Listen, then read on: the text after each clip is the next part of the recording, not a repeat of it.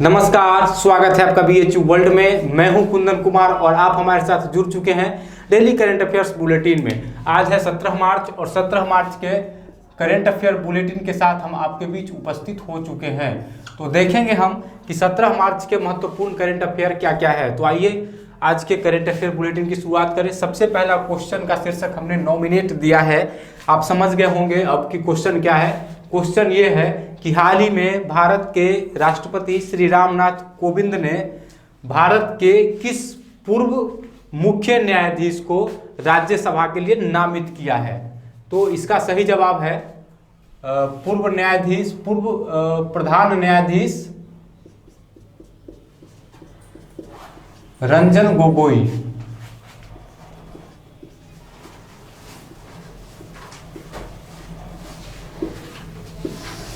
पूर्व प्रधान न्यायाधीश रंजन गोगोई को राष्ट्रपति ने नॉमिनेट किया है राज्यसभा के लिए। अब आपको कमेंट बॉक्स में बताना है कि राज्यसभा के लिए राष्ट्रपति कितने सदस्यों को नॉमिनेट करते हैं। यह क्वेश्चन बार बार पॉलिटिकल साइंस में आपसे पूछा जाता है। वीडियो के लास्ट में इस प्रश्न का हम आपको जवाब भी दे देंगे, लेकिन आप जानते हैं तो आप जवाब बताइए कि राष्ट्रपति कितने सदस्यों को अपने विवेक के आधार पर कितने सदस्यों को राज्यसभा के लिए नॉमिनेट करता है। इसका जवाब आपको कमेंट बॉक्स में बताना है। वीडियो के लास्ट में हम आपको ये बता देंगे।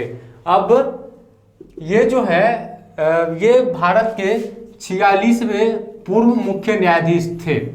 अभी वर्तमान में भारत के मुख्य न्यायाधीश 47वें मुख्य न्यायाधीश हैं। उनका नाम है एस.ए. बोबडे, जस्टिस एस.ए. बोबडे। और भारत के पहले मुख्य न्यायाधीश थे हीरालाल जे कानिया। तो जैसे कि आप जब ये जो वीडियो है करंट अफेयर का, ये CHS के लिए भी है, UET के लिए भी है और PET के लिए भी है। तो CHS के बच्चों से किस तरीके का क्वेश्चन आता है, तो जो 6th, 9th और 11th में जिसमें करंट अफेयर पूछा जाएगा उससे पूछा जाएगा कि भारत के वर्तमान मुख्य न्यायाधीश कौन है।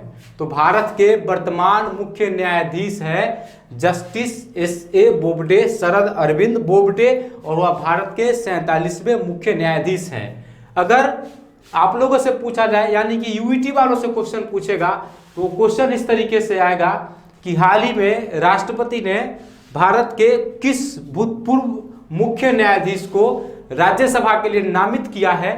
तो EXCIJ रंजन गोगोई उसका जवाब होगा। और PET में जो पॉलिटिकल साइंस का है उसमें पूछेगा कि राष्ट्रपति राज्यसभा के लिए कितने सदस्यों को नामित करता है। ये पॉलिटिकल का है और पॉलिटिकल में इस तरीके के क्वेश्चन बार बार आए हैं। तो 12 सदस्यों को राष्ट्रपति अपने विवेक का प्रयोग करते हुए नॉमिनेट करते हैं राज्यसभा के लिए। चलिए अब नेक्स्ट क्वेश्चन हम देखते हैं। नेक्स्ट क्वेश्चन है कौशल सतरंग योजना। कौशल सतरंग योजना जो है यह युवाओं में रोजगार की प्राप्ति के लिए इस योजना को शुरू किया गया है।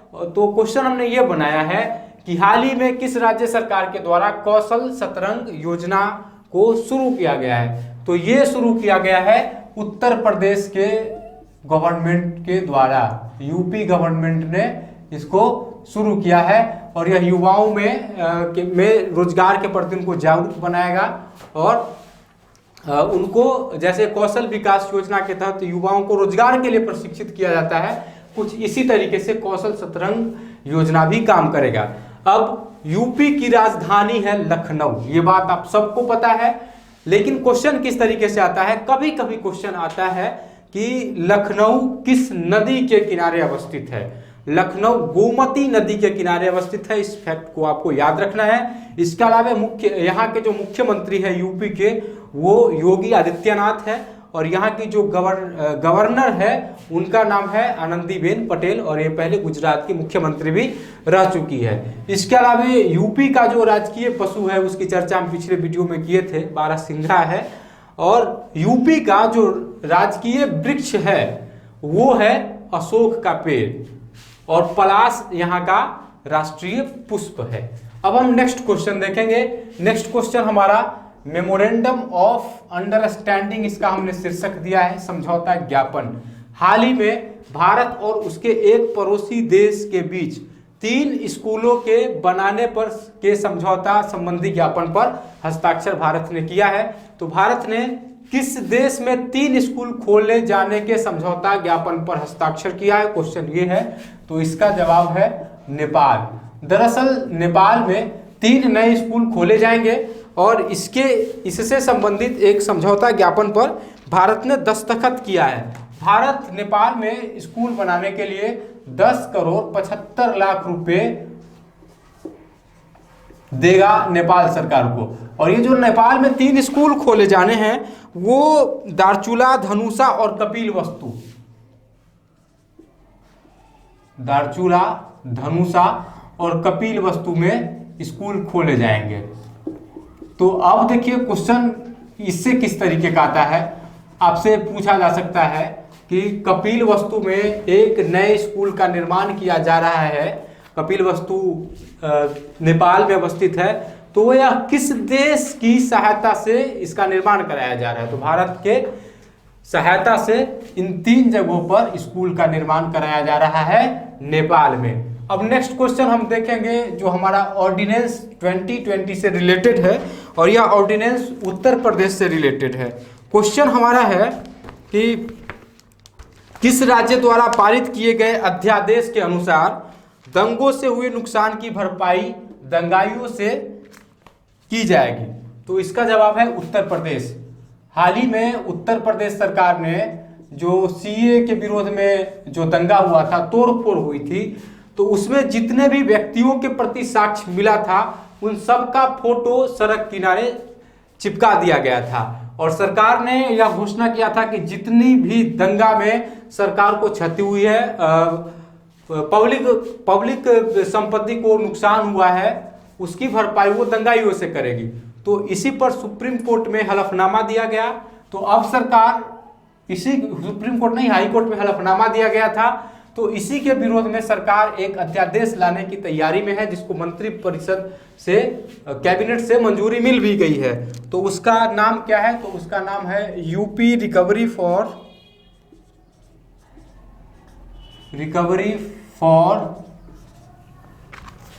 डैमेज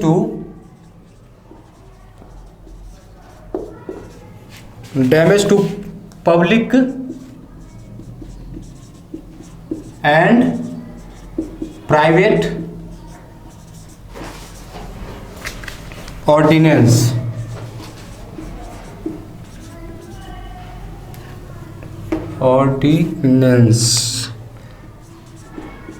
ये उस विधेयक का नाम है और इस विधेयक के तहत क्या होगा, इस अध्यादेश के तहत क्या होगा कि जितने भी प्राइवेट या फिर पब्लिक संपत्ति का नुकसान हुआ है दंगा के दौरान, सीए के खिलाफ जो दंगा हो रहा था उसके खिलाफ, तो उन सारे संपत्ति की भरपाई वैसे लोगों से की जाएगी जो इस दंगे में शामिल थे। इस अध्यादेश के अनुसार इस अध्यादेश का मुख्य जो ध्येय है यह वही है। अब नेक्स्ट हम देखेंगे सार्क इमरजेंसी फंड। हाल ही में सार्क के देशों का एक बैठक वीडियो कॉन्फ्रेंसिंग के माध्यम से एक बैठक का आयोजन किया गया और यह सीओ कोविड-19 जो कि कोरोना वायरस का एक रूप है, तो उसमें जितने भी नुकसान हो रहे हैं इसके लिए सार्क इमरजेंसी फंड की एक स्थापना की गई है। तो क्वेश्चन हमने ये बनाया है कि सार्क इमरजेंसी फंड के लिए भारत ने कितनी सहायता राशि देने की घोषणा की है। तो भारत इसमें 10 मिलियन अमेरिकी डॉलर देने का घोषणा भारत किया है। भारत 10 मिलियन अमेरिकी डॉलर सार्क इमरजेंसी फंड में जमा करेगा। सार्क के बारे में हम पिछले वीडियो में आपको बता चुके हैं कि सार्क का फुल फॉर्म क्या होता है, एक बार फिर रिवाइज कर लीजिए। इसका होता है south Asian association regional cooperation, इसका फुल फॉर्म होता है और 1985 में इसकी स्थापना कराई गई थी। 1985 में इसकी स्थापना की गई थी। चलिए अब हम नेक्स्ट क्वेश्चन देखेंगे। नेक्स्ट क्वेश्चन हमारा है न्यू सेंट्रल यूनिवर्सिटी से रिलेटेड। हाल ही में राज्यसभा में एक विधेयक को मंजूरी प्रदान की गई। जैसे ही इस विधेयक को राज्यसभा में मंजूरी प्रदान की गई वैसे ही 3 जो विश्वविद्यालय है उनको अब केंद्रीय विश्वविद्यालय के रूप में दर्जा प्राप्त हो जाएगा। तो वो 3 केंद्रीय विश्वविद्यालय कौन कौन है, तो एक है राष्ट्रीय संस्कृत संस्थान जो कि नई दिल्ली में अवस्थित है, राष्ट्रीय संस्कृत संस्थान। पहले यह विश्वविद्यालय था, अब यह सेंट्रल केंद्रीय विश्वविद्यालय हो जाएगा, नई दिल्ली में अवस्थित है। उसके बाद लाल बहादुर राष्ट्रीय संस्कृत संस्थान, लाल बहादुर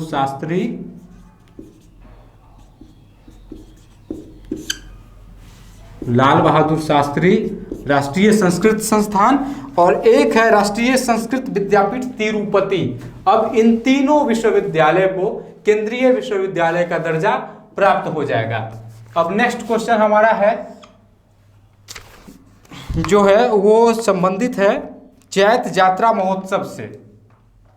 चैत यात्रा महोत्सव, क्वेश्चन ये है कि भारत के किस राज्य में आयोजित होने वाले चैत यात्रा महोत्सव को कोविड-19 के संक्रमण के चलते रद्द कर दिया गया है। तो ये जो है चैत यात्रा, ये उड़ीसा का महोत्सव है, और COVID कोविड-19 के तहत कोरोना वायरस का जो कोविड-19 है जो पूरे दुनिया में अभी को बहुत ज़्यादा क्षति पहुंचा रहा है, इसके चलते इसको रद्द कर दिया गया है। अब यहाँ पे COVID है, COVID-19। अब हम इसका पूरा नाम जानेंगे कि इसका पूरा नाम क्या होता है। तो WHO के अनुसार यहाँ पे CO का मतलब है कोरोना, CO का मतलब कोरोना है, VI का मतलब वायरस है, और D का मतलब डिजीज है।